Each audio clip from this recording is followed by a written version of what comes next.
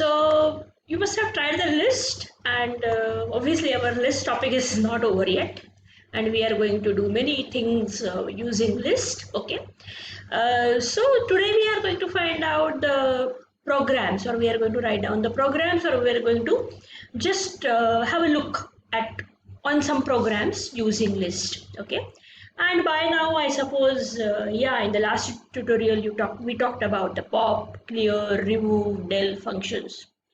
Before that, we talked about how to give the list, how to traverse the list, how to start from zero, how to start from -1 when you will start from the right side, etc. So I suppose by now it must not be any problem for you to execute anything with respect to list. Okay, I hope you must be trying. So let's start. Okay, so as we are going to write down a program, we are not going to write IB down on the prompt, but we are going to open the window.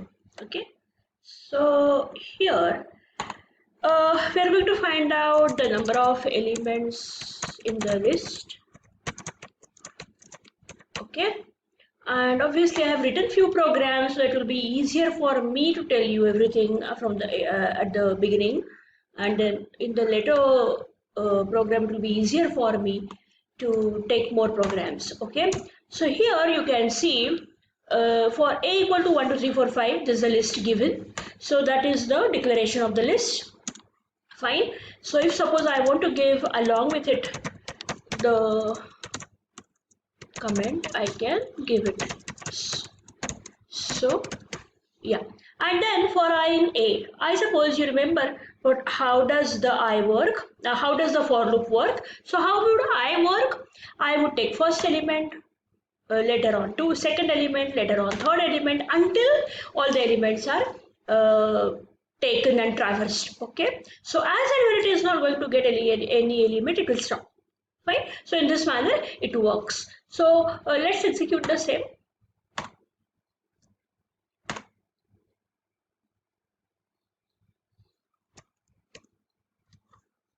It's already there.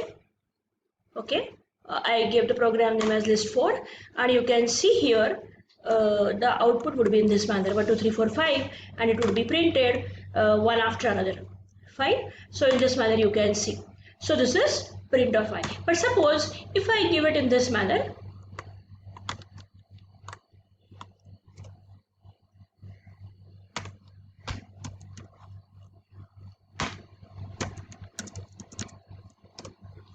okay, fruits equal to apple, banana, and cherry. For X in fruits. So they are the strings, they have been given in the double quotes. Please keep it in mind. If they are strings, they have to be given in double quotes. If they are characters, they are supposed to be given in the single quote. Okay, generally. Otherwise also in double quotes they work. Okay, so apple, banana, cherry would be printed in one after another line, on each line. Okay, I suppose it's easy to understand. Now we will be writing down a program in which we are going to find out the length of the string.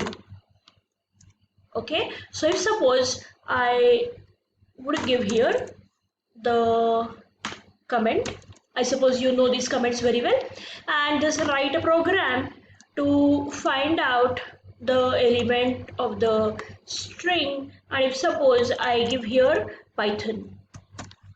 Fine, find the length of the string as Python without using the len function. I suppose you remember len function. Okay, do you want me to try it once? I'll show you, just a minute.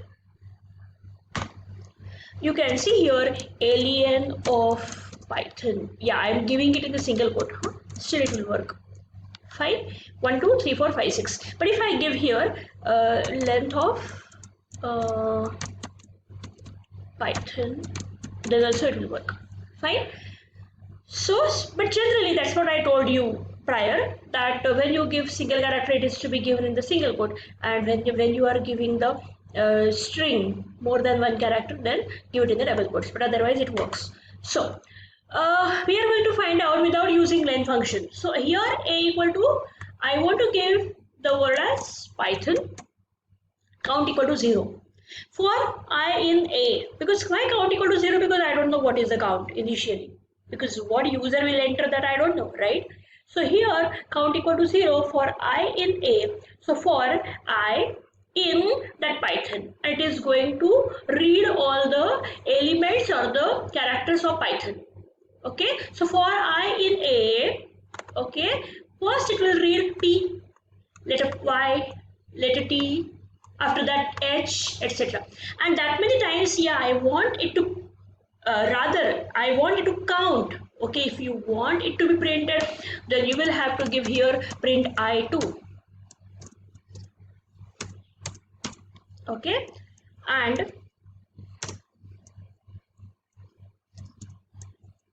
just a minute, because it was in the notepad, so the alignment changes. Okay, so that I would also be printed, that is P, then Y, then T, then H, then O, then A, and count would also be taken. So let's execute.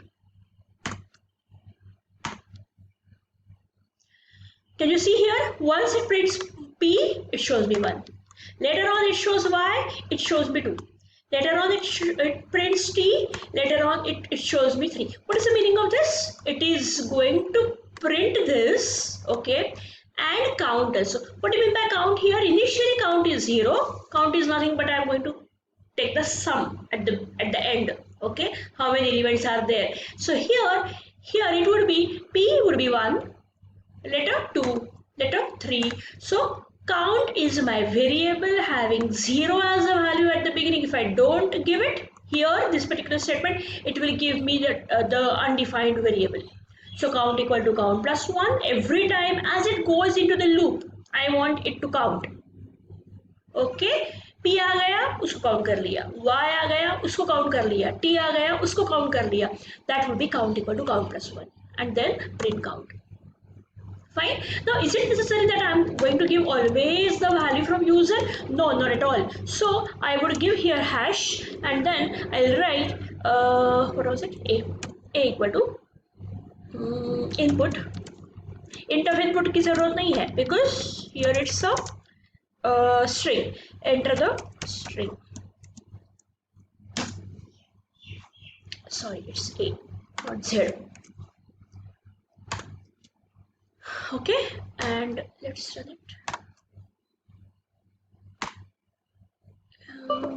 What happened? Okay, I'll check, just a minute. Okay, I gave double quotes because I had not given double quotes. I had forgotten to give to complete the statement. It is going to ask me which string I want to print. I will say Python again. I will print the same. Fine. So I suppose you understood how to give the elements. Fine. And how to give the element and get the string from the user. Fine. I'll take the new one. Yeah. Now we are going to make use of if condition inside for loop. Okay. Better I'll write it down at the beginning so that it will be easier for you to understand. Okay, now check whether the element has, just a minute, yeah, check whether E is present or not in umbrella, okay, and print E in umbrella. Fine. So initially, yeah, it is my print. So fine, it is, if suppose I want to print E in umbrella, then I'll have to give it in this manner, huh? This way. Okay, so here count equal to 0. Okay, for I in umbrella, same like the whatever we had done before for I in Python, this one, for I in A. Okay, so here for I in umbrella has been taken directly from the user. Okay, and if I equal to E, I equal to E, wherever E comes, it should count. Print E is present. Okay, and then count equal to count plus 1, else E is not present. Fine. So it is going to check it in this manner. I would come to U, Is U equal to E? No. I would come to M in the next run. Is E equal to M? No. Later on, I would come to B. Is B equal to I? B equal to E? No. Then I would come to, in this manner, to E. Is E equal to E? Because I want to find out E. Okay, that E has been given over here. Is E equal to E? Yes, E is present. It would count and give you the count. Let's execute.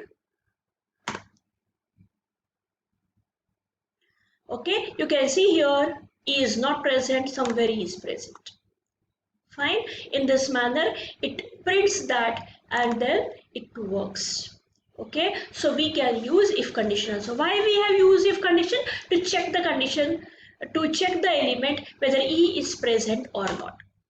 अगर हमें सिर्फ count करना होता तो हम if नहीं देते थे. We had just given the print normal for and then print. लेकिन यहाँ पे we want to check whether E is present or not. So I have to give for I, that I is going to check every time. So I equal to E, double equal to, that is checking. Okay, print E is present, count equal to count plus 1. Else, this else is a part of if, not for. Okay, so it would come here below if. Okay, indentation should be proper. Print E is not present. So in this manner, I suppose you must have understood how to write down the list, how to make use of the list. Now you might say, where is the list over here? There is nothing but a string, and which is nothing but a list of all the characters. Okay, so how to make use of list in the loops and the conditions. You practice and let me know. Thank you.